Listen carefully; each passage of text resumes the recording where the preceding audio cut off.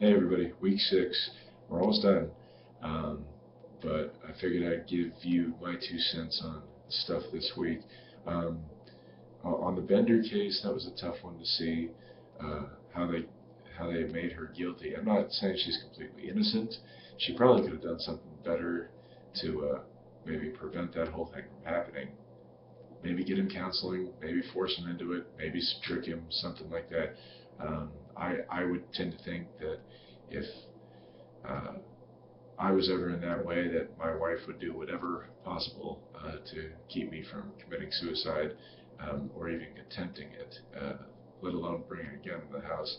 I understand it was for protection, um, from elements out there. I know they were, on a giant wildlife preserve, so you have to, or giant wildlife area, so you have to have that. But at the same time, it's not completely implausible that uh, she could have murdered him, and it's not completely implausible from what they showed that um, she tried to prevent it.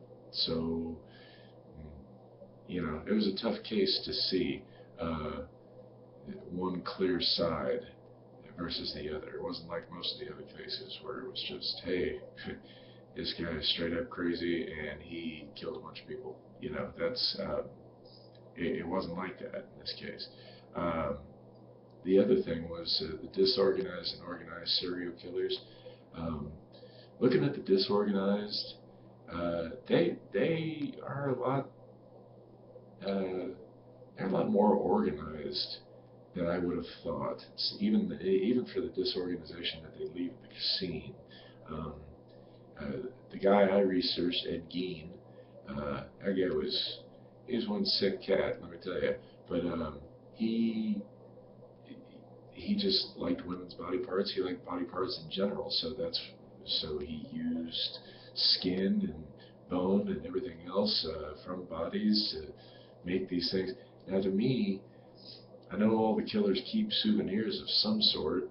Um, he didn't need to go back to the crime scene because the crime scene was at his house or at his farmhouse, and uh, that just shows some presence of mind. He wanted to, you know, uh, he was organized enough to bring them there. He was organized enough to make use out of some of the uh, remains that he had of his victims. So I don't know. That does show some organized tendencies. So I'm just wondering if the FBI or if whoever's in charge of the profiling and coming up with uh, these characteristics is really if they're fluid or if they're really set. They seem to be more fluid to me, but I don't know. That was just my observation. Um, it was some good reading. Now on to the lovely 10-page paper. Good luck to everybody, and we'll see you next week.